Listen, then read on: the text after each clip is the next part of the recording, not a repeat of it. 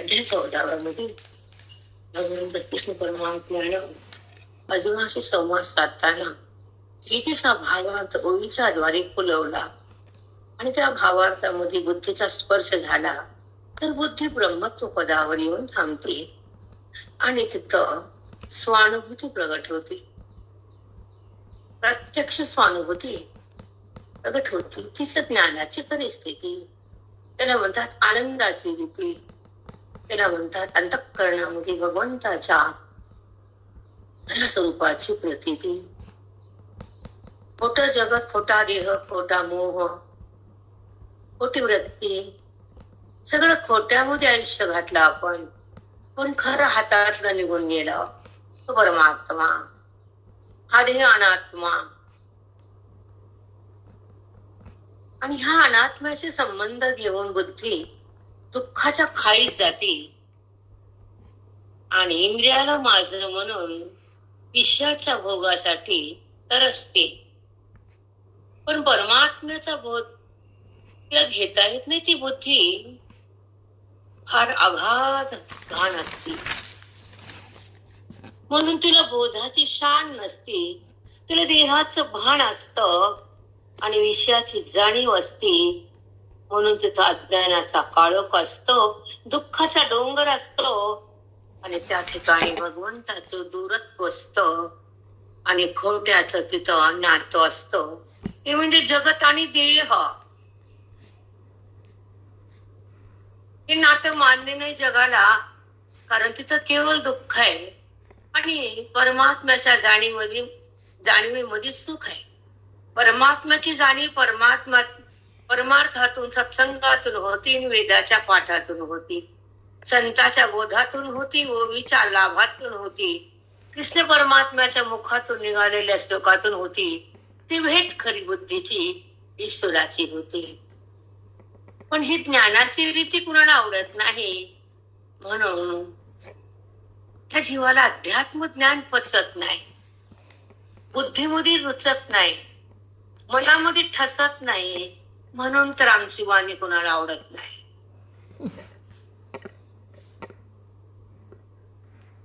कारण वेदांचं शास्त्र पचवायला अधिक पावित्र्य पाहिजे आणि अनेक जन्माचं पुण्य पाहिजे आणि हृदयाची खरी शक्ती पाहिजे आणि मनाची भक्ती पाहिजे.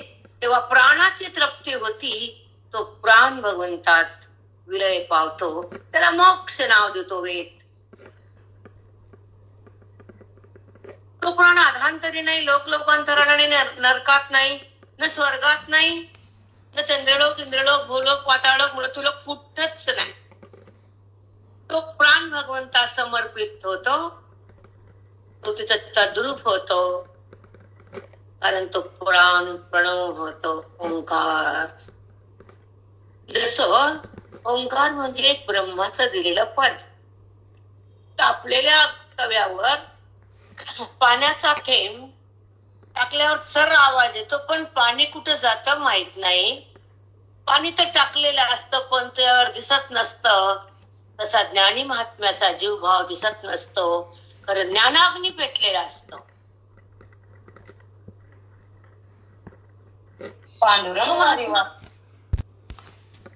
त्याच्या अंतरामध्ये ज्ञानाग्नी पेटलेला असतो. तो अज्ञानानं बाटलेला नसतो. त्याचा संबंध देहाशी सुटलेला असतो. तो तर ब्रह्मविद्या असतो.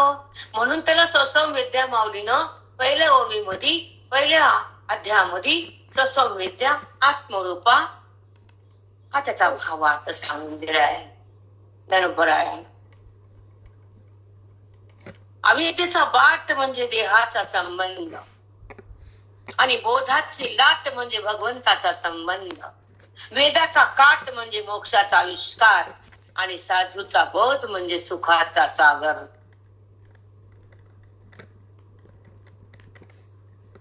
बुद्धीनं साधूचा बोध घ्यावा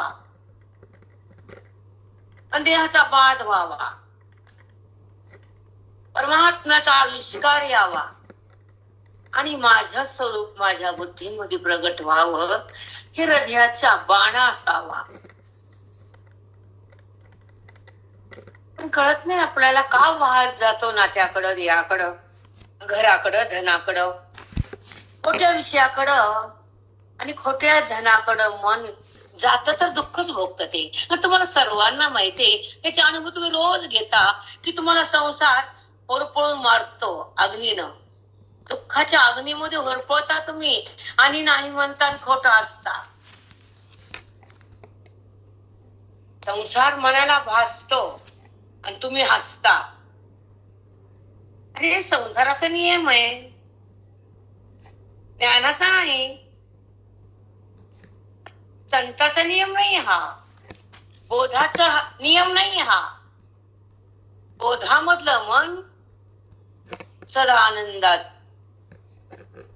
देहातलं मन सदा दुःखात, वेदातलं मन सदा सुखात. म्हणून वेदाचं ज्ञान बुद्धीनं आकर्षण घेतलं पाहिजे, मनाचं परिवर्तन झालं पाहिजे आणि भगवंताची जाणीव बुद्धीनं सतत घेतली पाहिजे. देहाची जाणीव कशाला? मरणारा देह, सुटणारा प्रारब्ध आणि तुटणारं नातं कशाला?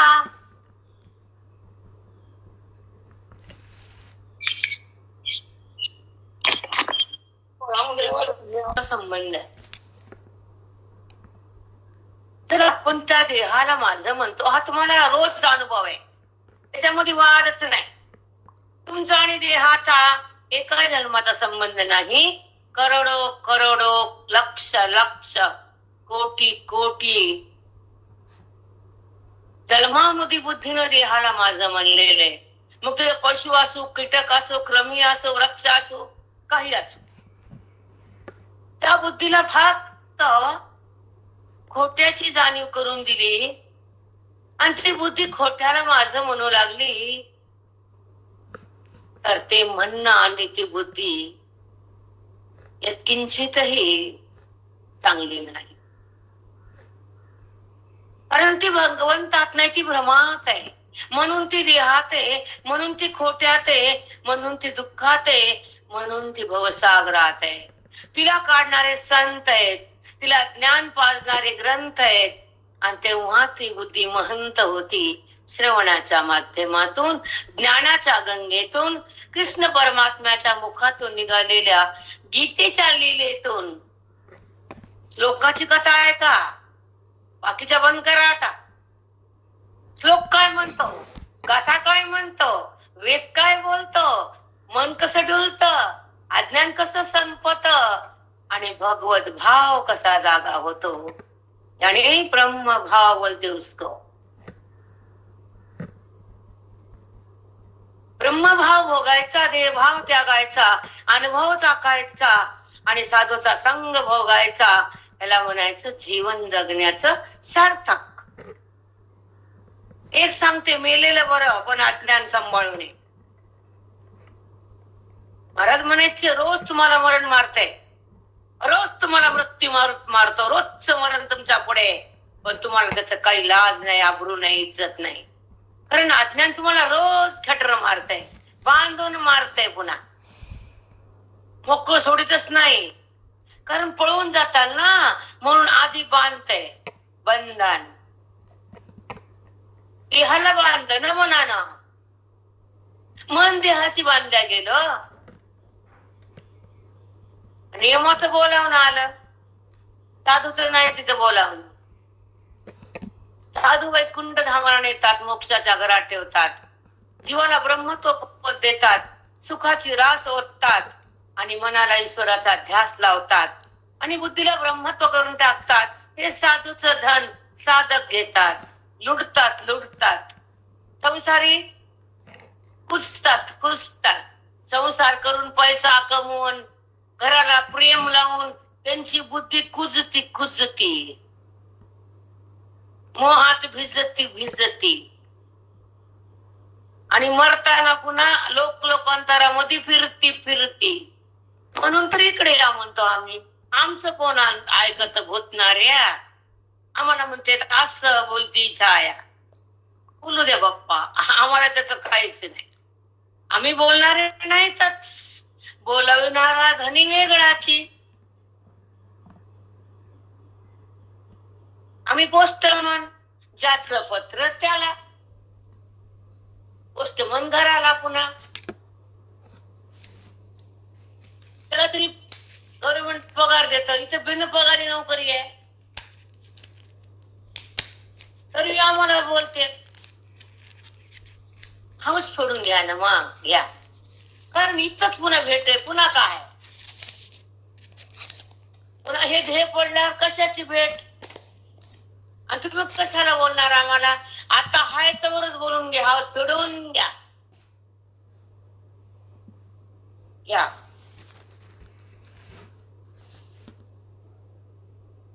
आणि त्या अवस्थेमध्ये पण भगवंताची जाणीव आम्हाला येऊ द्या. धन्यवाद तुम्हाला बोलणाऱ्या लोकांना, खूप धन्यवाद. तर आपल्या विषयाकडे समजते की नाही काय बोलले अर्जुनानं, काय आहे ती? काल सारखं आज मी एकटीच थोडस जास्त घेऊ. एकांतात काय असतं ते तुकोबरायाने भंडाऱ्या माळावर भोगले, म्हणून अभंग मुखातून निघले आणि 5वा वेद बनलाय. शांत वाटतं, गलबल नाही, आवाज नाही, प्रत्येक कुणाला बघत नाही, मनामध्ये त्रागा विषय व्यवहार कुछ नाही,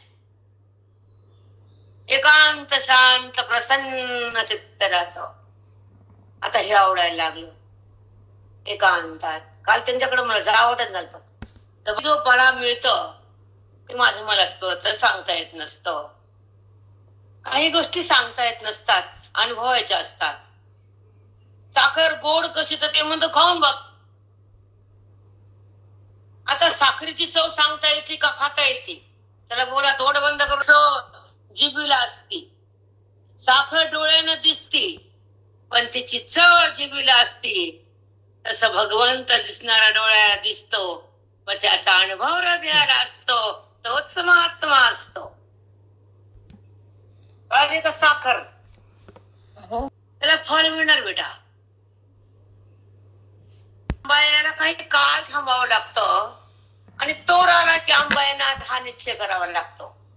तोर यायला आंबा येणारच.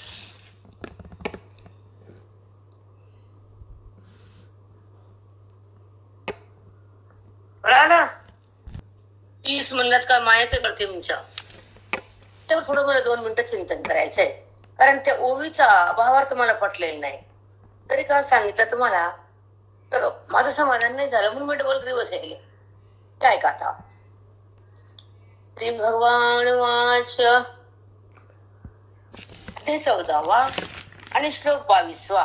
आणि 22व्या श्लोकामध्ये भगवंताला दिलेला अर्जुनाला दिलेला भगवंताच्या श्रीमुखातून निघालेला बोध जेव्हा बुद्धीमध्ये नांदतो तर बुद्धी त्या आनंदामध्ये विराजमान होती, विगरून जाते, तिला ब्रह्मपद येतं. ते कसं येतं हे श्लोकातून बघूया. प्रकाशं च प्रवृत्तिं च मोहमेव च पांडव न दृष्टि संवृतानि न निवृत्तानि कांक्षति. भगवंताच्या श्लोकाचा भावार्थ हृदयातल्या बुद्धीने जर जाणला तर ती भगवंताची होऊन राहती, देहाची नाही. म्हणून श्लोकाचा भावार्थ हृदयामध्ये थांबला पाहिजे आणि मनामध्ये तो नांदला पाहिजे. त्या ओवीचा त्याने श्लोकाचं ऐश्वर्य आपण भोगलं पाहिजे. ते भौतिक ऐश्वर्य खूप भोगलं ना, नाना जन्मामध्ये, नाना योनीमध्ये. पण ह्या देहामध्ये आणि ह्या देहामध्ये ज्या संताच्या साह्यातून भगवंताचा श्लोक, कृष्ण परमात्म्याची वाणी, ती अमृतवाणी आपण जर या कानातून आत गेली तर भगवंताचं दर्शन होतं आत, बाहेर नाही. तुम्हाला कळत नाही दर्शन बाहेरचं काय आणि आतलं काय. भाबडी भक्ती तुमची छान आहे, भक्तीला नाव ठेवणार नाही, आम्ही पाप घेणार नाही तेवढं. पण अंतर्मुक्त नाही आणि परमेश्वराचं ऐक्य नाही आणि वेदाचा रस नाही आणि ईश्वराचं सौख्य नाही, मोक्षाची प्यास बुजली नाही आणि अंतरात्मा तुम्हाला भेटला नाही, वेदाचं रहस्य तुम्ही उघडलं नाही आणि तुम्ही कोण हे कळालं नाहीत, तर भक्ती अधुरी आहे. असं म्हणायला हरकत नाही. समजतात का वाक्य माझे? घरात असलेल्या ईश्वराचं ज्या बुद्धीचं मिलन होतं ते श्लोकाचं फल हृदयात येतं. ते हृदय मंदिर होतं राहुळ, तर कृष्ण बासरी वाजवताना ते मन तिथं डोलतं.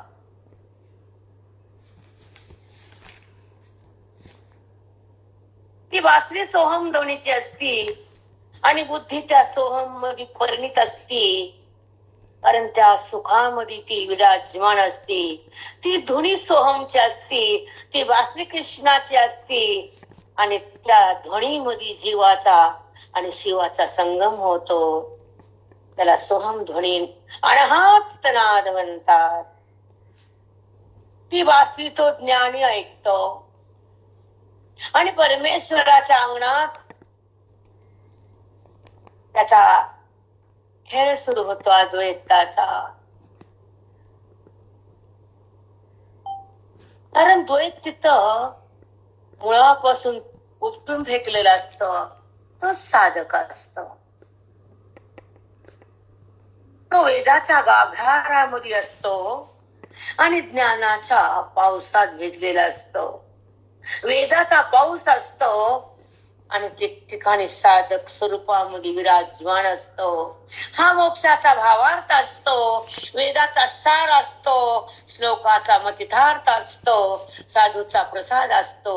साधक तो ग्रहण करत असतो, म्हणून तो भाग्यवान असतो.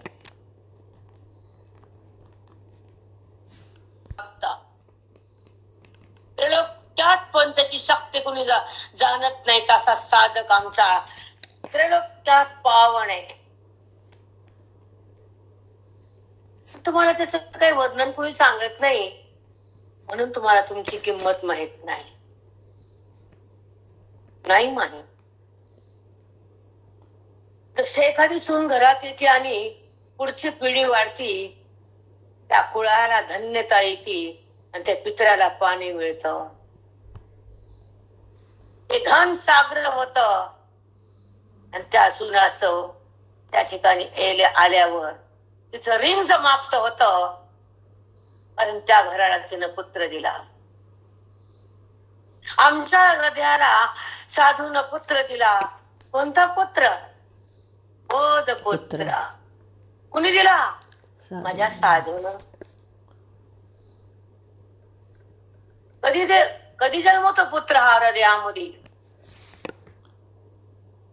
ममता म्हातारी मेली तेव्हा, बोध पुत्र झाला जेव्हा. ममता म्हातारी मेली आणि बोध पुत्र झाला. ते तर वंश एकाचाच वाढला, पण हा वंश 42 कुळाचा फुलला.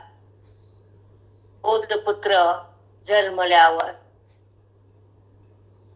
इथे एकच पिढी सरकती पुढं, पण पुढची पिढी वाढती का थांबती माहित नसतं. पण इथे ह्या बोधपुत्रानं 42 कुळाचा उद्धार होतो, हे निर्विवाद कबूल करावं लागतं.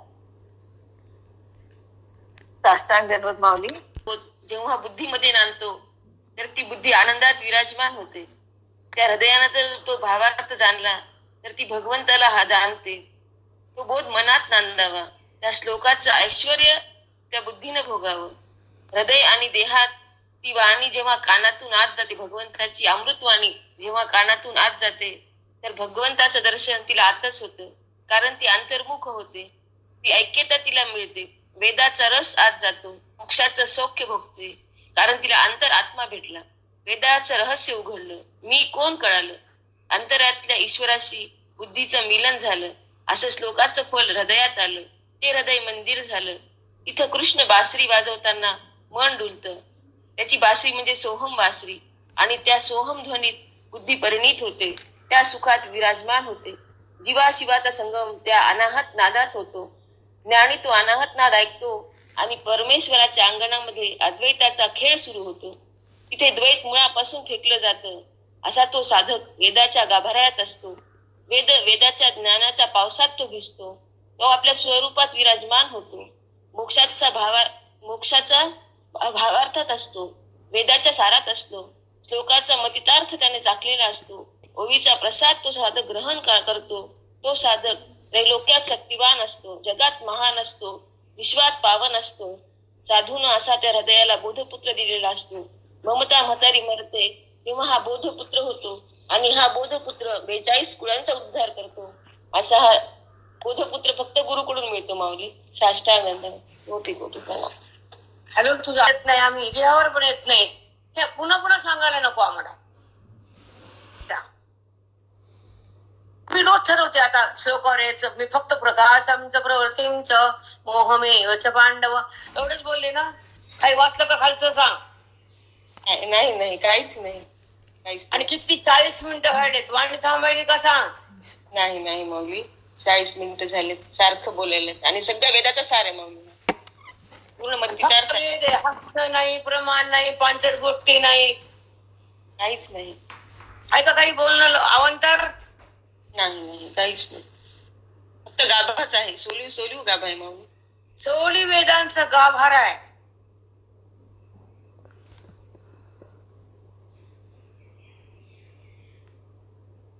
त्याच्यामुळे तू बोललेलं मला ऐका वाटतं. आता तुमच्या प्रवृत्तींच्या मोहमेवच पांडव. प्रकाश म्हणजे अर्जुना जाणीव आणि कळणं.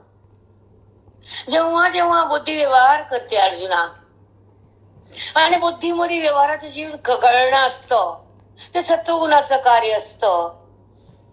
जेव्हा वृत्ती इंद्रियाकडे कर्माकडे जाते ते रजगुणाचं कार्य असतं, कर्म असतं. आणि मोह आणि अविवेक तमोगुणाचं कार्य असतं. असं नाना रूपानं भगवंतानं सांगितलं. पण सत्वगुणाचं जे कार्य आहे, सुख आणि जाणीव, ती विशेष महत्वाची. सत्वगुणात कार्य म्हणजे सुख आणि जाणीव म्हणजे कळून देणं. कळणं अर्जुना, कळणं म्हणजे काय? ज्ञान. ज्ञान म्हणजे काय? आत्मा. आत्मा म्हणजे काय? सुख. मग सांग बरं, प्रकाश म्हणजे सुख आणि जाणीव आहे. आलं का नाही माझा भावार्थ? म्हणजे सत्वगुणाचं जी शुद्ध सत्व तयार होतो आणि नंतर ज्ञानाचा बाजार फुटतो आणि संतांची भेट होती आणि ग्रंथावर प्रेम जुडतं, तर अंतःकरणातलं अज्ञान फाटतं आणि ईश्वराचं नातं जुडतं. तेव्हा मी कोण कळण्यामध्ये हे जाणीव माझ्या आत्मस्वरूपाची आहे. कळणं त्या परमात्म्याचाच आहे. व्यवहार हा वृत्तीचाच आहे. विकार हा मायेचाच आहे. आणि दिसणं हे जगताचं आहे, म्हणजे भ्रमाचं आहे. आणि अस्तित्व माझ्या पांडुरंगाचं आहे. जरी दिसलं जगत तरी माझा पांडुरंगच जगत रूपाने दिसतोय. प्रकाशांचं प्रवृत्तींचं मोहमेवच पांडव. काय त्याला 1 तासही पुरत नाही, 1 महिना पुरत नाही, पण मला ब्रेक घ्यावं लागतं. तुला कळायला का नाही तर डबल सांगते बेटा. आमचं प्रवृत्तींचं मोहमेवच पांडव. प्रकाश म्हणजे जाणीव आणि सुख, आणि जाणीव ही सत्वगुणामुळे होती. रजोगुणामुळं वृत्ती कर्माकडे जाते आणि कर्म होतं.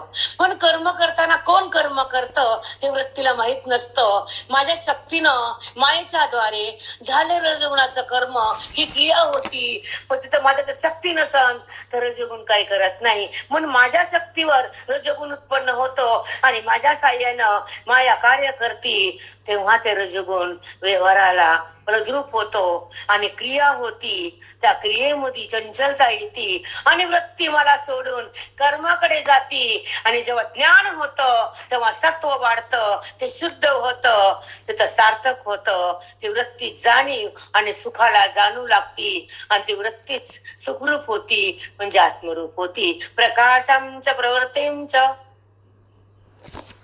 1 मिनिट. काय प्रकाश आहे?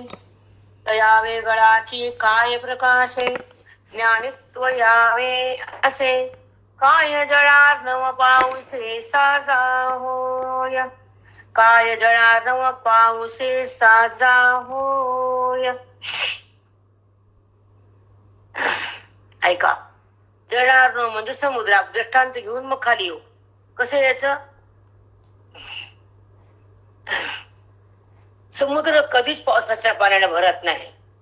पाऊस असला किंवा नसला तर तो समुद्र अथांग असतो, त्याला पावसाची गरज नसती. तसं ज्ञानी महात्म्याला कसं असतं हे सांगतात. आता ऐका, मस्त आहे. तया वेगळाची काय प्रकाशे, ज्ञानित्व यावे असे.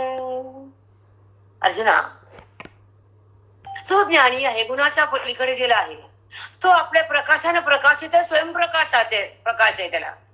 स्वतःच्या प्रकाशाने प्रकाशितून तो स्वयं झाला. अन्य प्रकाशाची काय गरज त्याला?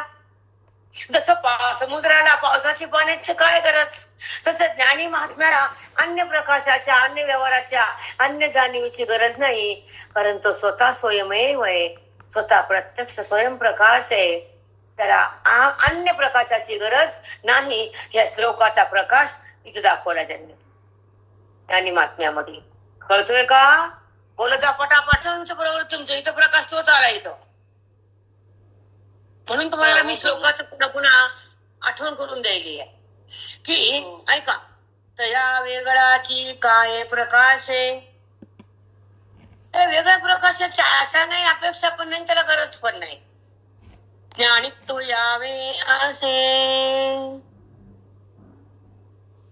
अन्य प्रकाशानं कळणारे त्याला ज्ञानीपणा येतो का? तो अंगाने ज्ञानी झाला, त्याला अन्य ज्ञानाची गरज नाही, कारण तो स्वयंप्रकाश झाला. तसं समुद्राला पावसाची पाण्याची गरज नाही. पाऊस नाही पडला तरी समुद्र भरभरून लाटा खळखळ करतात त्याच्या. तसं ज्ञानाला अन्य ज्ञानाची गरज नाही. एवढं सांगता तरी बुद्धीला कळत नाही. अन्य ज्ञानाची गरज काय? म्हणून तुम्हाला म्हणतो मी, खाली उतरत जाऊ नका. तुम्ही ज्ञानोबऱ्यांचं ज्ञान ग्रहण करतात, मग तुम्हाला कर्मावर यायची, उपासनेकडे जायची, तीर्थयात्राकडे फिरायची काय गरज आहे? हे करून तिथं करा, पण हे सोडून ते करू नका. आपलं काम करून घ्या. जसं मुलगा ठेवला हॉस्टेलला, तर तो त्याची engineer degree, MBBS degree, MBA degree, PhD degree केल्याशिवाय तो घरला येत नाही मायबापाकडं. मायबापाचा त्याग करून तो हॉस्टेलला राहतो, तसं देहाचा त्याग करून तो साधूच्या बोधात राहतो आणि मोक्षाची डिग्री घेतो. इतकं सांगून पण तुम्हाला कळत नाही. पुष्कळ भरल्या का इथं? MBBS, MLO, सर्जन काय काय काय काय करतात मायबाप लेकराला, आणि स्वतः ढब्बू. मुलगा डॉक्टर, माय अंगठे बहादर. अगं तुझं पोरग कुठं गेलं, तू कुठं खड्ड्यात? डबक्यात बसू नको ना गाळाच्या. जसा तो डिग्रीनं झळकला तसं तू मोक्षानं झळक. त्यानं मायबापाला टाकलं, घराला टाकलं, नात्याला सोडलं, गावाला सोडलं आणि डिग्रीला सोडलं. आणि तू काय केलं? तू माय तिची, तू डबक्यात चिखलाच्या घाणीत बसली. तुला डिग्री कशाची? मातीची डिग्री. तेच अवस्था, तेच बद्धता, तीच क्रूरता, तीच मोहता. बदल ना स्वतःला. स्वतःला बदला ना, डिग्री घ्या ना. पोरगं वाटतं नेरो सर्जन आमच्या मॅडम जिंतूरच्या आयुधामध्ये, वेदाच्या ज्ञानामध्ये ब्रह्मत्व पद येतं. आयुष्याचं धन लुटता येतं आणि आपलं स्वरूप आपल्याला भोगता येतं.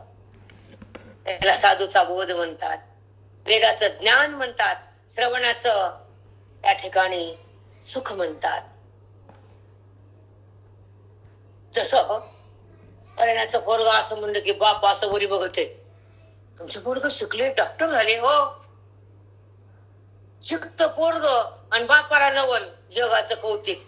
कष्ट पोराचे, डिग्री बापाला. तुमचं पोरग आहे का ते?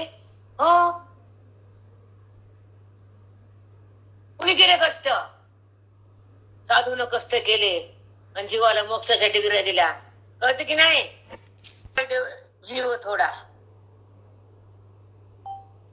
बराच प्रमाण सुंदर आहे. जीवित हा पायी जीव थोडा. हो, कोणता अभंग आहे ते? हॅलो आवे उतराई, काय द्यावे त्यासी आवे उतराई, ठेविता पायी जीव थोडा, ठेविता पायी जीव थोडा.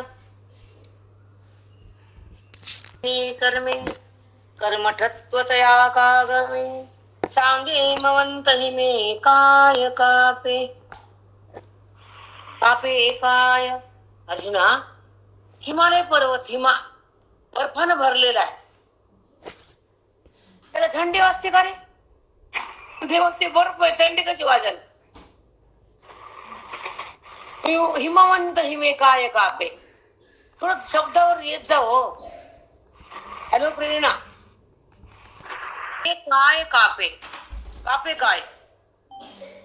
हिम म्हणजे बर्फ. हिमालय पर्वतावर बर्फाचं आच्छादन आहे पूर्ण, आणि त्या बर्फाच्या आच्छादन केलेल्या पर्वताला थंडी वाजल? हिमे कापे काय? बर्फाच्या हिमालय पर्वताला थंडी वाजल का रे अर्जुना? नाही देवा. मग सिद्धांताकडे आता. काय प्रवर्तलेनी कर्मे कर्मठत्वतया कागमे, सांगे हिमवंत हिमे कापे काय. असा जो ज्ञानी महात्मा गुणाच्या पलीकडे आलेला, माझ्यामध्ये रुजलेला, एकत्वाने भिजलेला, अद्वैतामध्ये तो रममान झालेला, त्यानं कर्म केलं, त्याला कर्मठ होत. ते तो कर्मानं बाटला जातो का रे? कर्म त्याला शिवत का? तो कर्मठ बनतो का? नाही देवा. कारण तो माझ्या ते कर्मात नाही ना, तो ज्ञानी आहे ना. सुंदर सांगितलं माऊली. आंबा खरंच खूप सुंदर. ऐका डबल असते. का प्रवर्तलेनी कर्मे कर्मठत्वतया कागमे, रजोगुणाच्या शक्तीनं त्याचे इंद्रिय आणि कर्म करताना बुद्धी त्या कर्माला जाणते, कर्मापुरती तिथं असती, पण त्याचं ऐक्य भगवंताशी असतं, म्हणून ते कर्मात नसतो. कर्म करताना दिसतो, पण कर्माचा विकार नसतो, कारण तो अविकारी असतो. साष्टांग काय गमे हे मला सांगता म्हणजे समजून झालं मध्ये. आता मध्ये समजून तर तुम्हाला काय बोलू? त्या बाईला भाकर येत नाही, निघते पुरणची पोळी येते का? दिवाळी असते का? जिला पोळी येत नाही, स्वयंपाक येत नाही, ती गडी बाई नाही. किती छान सुंदर सांगितलं माऊली. काय त्या म्हणजे ओवीचा भावार्थ किती सुंदर उकलला. तसं हिमालय पर्वत बर्फानं आच्छादलेला असतो, पण तो थंडीनं कापत नाही ना अर्जुना. तसा ज्ञानी महात्मा हा गुणातीत असतो, तो माझ्यामध्ये रुजलेला असतो, एकत्वात भिजलेला असतो, अद्वैतात आलेला असतो. त्याला कर्म शिवतच नाही, तो कर्मठ होतच नाही, कारण तो ज्ञानी आहे. रजोगुणाच्या शक्तीनं जरी कर्म करताना तो दिसला, कर्मानं त्यानं जाणलं, पण त्याचं ऐक्य माझं भगवंताशी असतं. तो कर्म करताना दिसतो, पण तिथे विकार नसतो, तो अविकारी निर्विकार असतो. असा तो ज्ञानी महात्मा किती आलिप्त राहतो माऊली तर कर्मातून. कर्माला शिवत नाही, कर्माला बघत नाही. हे तर ही दस्ताची आव ना आपल्यावर. कुठे येते ग मिनिटाला कुर कुर टूर टूर? काय कुठं राहतो बोधात? कुठं अंतरामध्ये जातो? कुठं अभ्यास सतत करतो? सारखा ध्यास लागतो पाहिजे भगवंताचे चिंतने, भगवंताचं मनने. आता हे झालं की चिंतन करायचं, आता भगवंताची ओवी लावून घ्यायची, आता साधना करायची, आता लिखाण करायचं, आता वैराग्यात राहायचं, आता देवावर नाही यायचं, आता कुणाच्या शब्दाला नाही शिवायचं, आता क्रोधाला नाही पाळायचं, आता बोधाला नाही सोडायचं, आता आत्मभावात जगायचं, आता वेदाच्या ज्ञानात थांबायचं, आता मी कोण मला समजायचं, आणि मला साधूचं ज्ञान टाकायचं, मला बोधात रंगायचं, मला आत्मस्वरूप टाकायचं. मला फोन येतोय. मोहालिया ना तरी मोहालिया, काय ज्ञाना मुखी गेलतया. अर्जुना, असा ज्ञानी गुणाती झाल्यानंतर त्याला व्यवहारानुसार प्रारब्धानुसार जर मोहाला तात्पुरता, तर तो मोहात नसतो, तो माझ्यात असतो. किती सुंदर वर्णन ज्ञानी लोकांचं ऐका. हॅलो. मोह पण उत्पन्न होतो, पण मोहाचा स्पर्श फक्त व्यवहार करताना सुद्धा नसतो, कारण व्यवहाराचा बाध करून तो अबाधित तत्वाशी समरथ असतो, म्हणून तो मोहात नसतो. हे वाक्य दे बेटा डबल.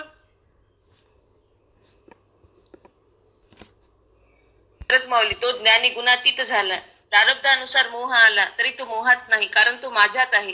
मोहाचा स्पर्श त्याला व्यवहारातही होत नाही, कारण व्यवहाराचा बाध करून तो ज्ञानी अबाधित परमात्म्याशी समरस असतो. साक्षात वेद असतो, ते तुम्हाला झेपत नाही आणि कळत पण नाही. ज्याला कळतो तो भाग्यवान. व्यवहाराचा बाध असतो आणि अबाधित परमात्म्याशी तो समरस असतो. किती सुंदर आहे. हे ज्ञानी महात्म्याचं लक्षित असतं, आणि ज्ञानी महात्म्याचा हा हृदयाचा जिवंत भाव असतो, कारण तो अबाधित परमात्म्याशी समरस असतो. राम राम राम. मोहानिया काय पा ज्ञाना मुखजेलतया महा आगीते उन्हाळ्या जाळवत असते. महाआगीला उन्हाळा जाळवल का? जाळील काय? महाआगीला उन्हाळा जाळू शकत नाही, असे भगवंत अर्जुनाला बोलतायत. आणि मोह आल्यानंतर त्याच्यापासून ज्ञान बाजूला जाईल का? म्हणून ज्ञानी मोहात करो का कर्म करो का सुख दुःख रडो हसो, त्याच्याशी काही संबंध नसतो, कारण तो गुणातीत असून माझ्या सत्तेमध्ये विराजमान असतो, कारण तो भाग्यवान असतो. तो गुणाला ओलांडून माझ्या सोबत असतो. तो हसला काय, मोह केला काय, रडला काय, बसला काय, उठला काय, खाल्ला काय, पेलला काय, त्याच्याशी काही संबंध नाही. त्याचा संबंध केवळ माझ्याशी आहे. मी तुम्हाला लगेच तर श्री गुरु ज्ञानदेव तुकाराम पंढरीनाथ भगवान की जय. माऊली ज्ञानेश्वर महाराज की जय. सद्गुरुनाथ महाराज की जय.